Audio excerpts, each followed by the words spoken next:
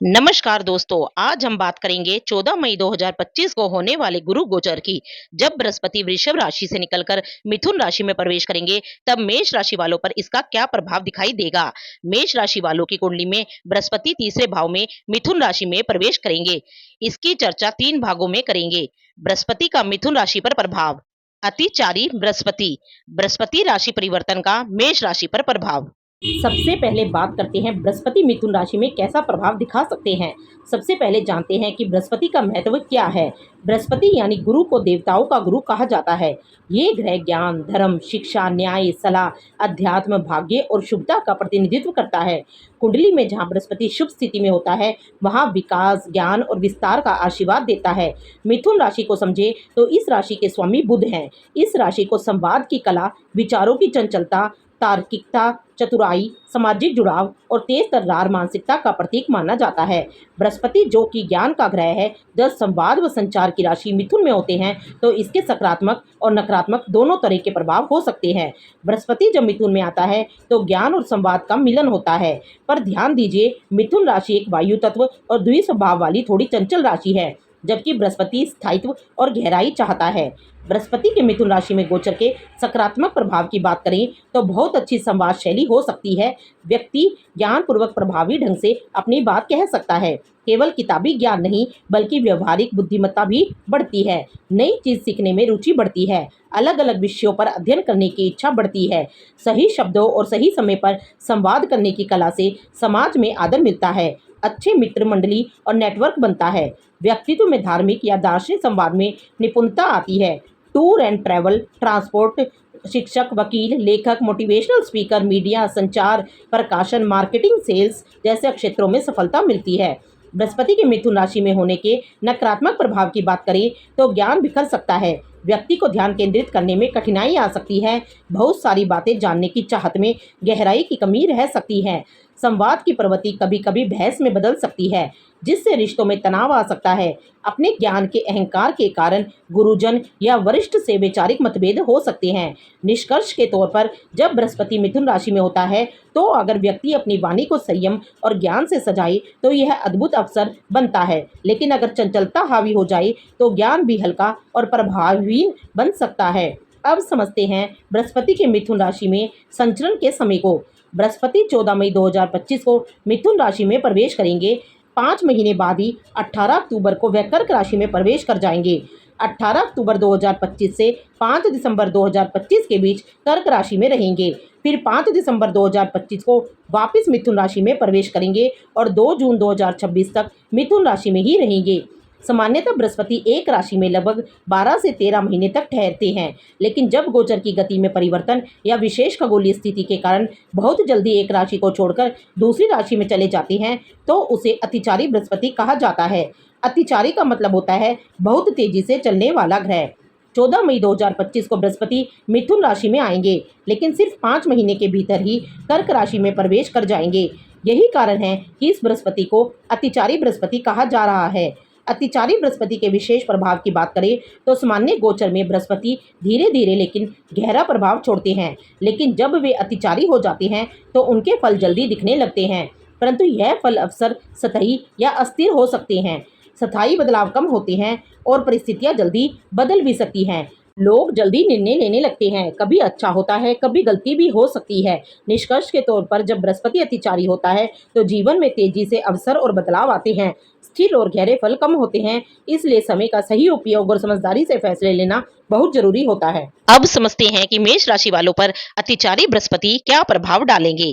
मेष राशि वालों के लिए गुरु नवम भाव और द्वादश भाव के स्वामी होते हैं। नवम भाव भाग्य पक्ष, नए अवसर, मार्गदर्शन, धर्म, धार्मिकता, गुरु, लंबी यात्राएं, उच्च शिक्षा और अध्यात्म से जुड़ा होता है।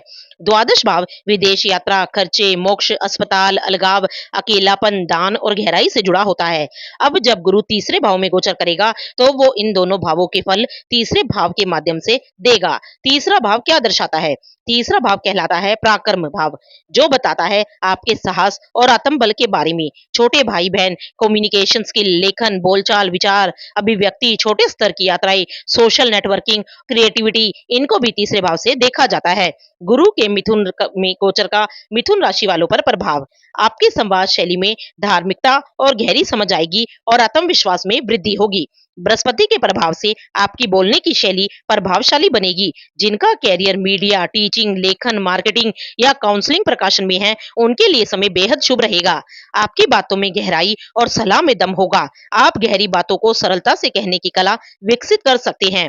तीसरे भाव का संबंध लेखन, पब्लिक स्पीकिंग, जर्नलिज्म, ब्लॉगिंग से है। बृहस्पति यहाँ गहरी नैतिक ज्ञानवर्धक सामग्री प्रस्तुत करने में मदद करता है। लेकिन ध्यान दें, मिथुन राशि बृहस्पति की मित्र राशि नहीं है। यहाँ बृहस्पति को उतनी मजबूती नहीं मिलती जितनी उसे कर्क, धनु या मीन में मिलती है। परिणाम स्वरूप ज्ञान बिखरा हुआ हो सकता है।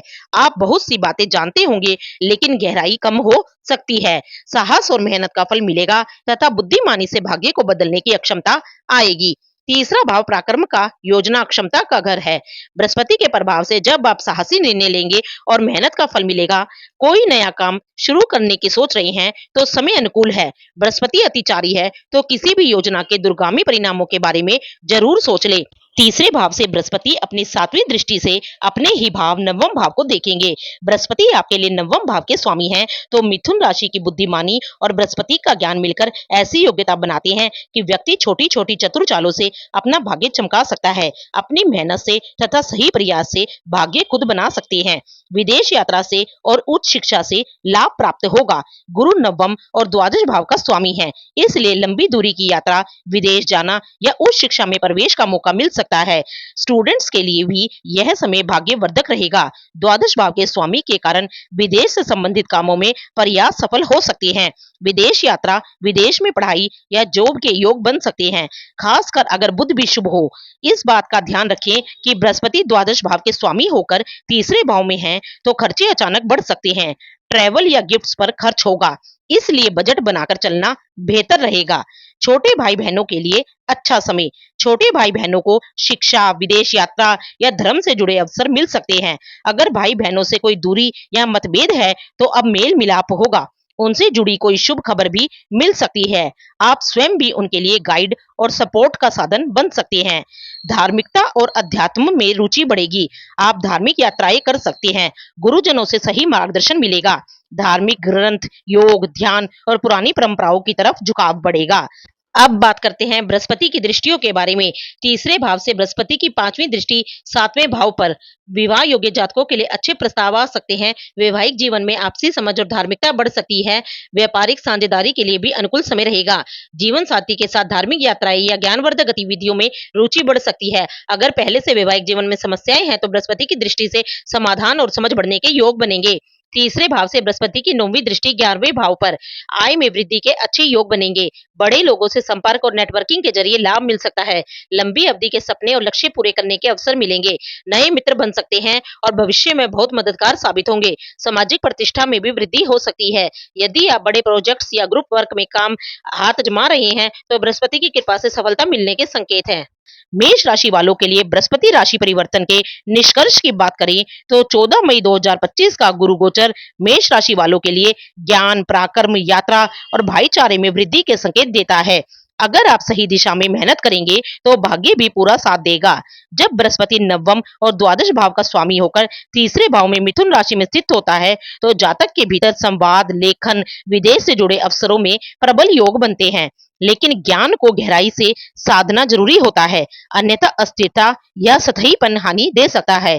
सोच में अत्यधिक विविधता और तर्क के चलते कभी कभी निर्णय जल्दी बदलते हैं। यह भी सही है, वो भी सही है, जैसे विचारों से फोकस कमजोर हो सकता है।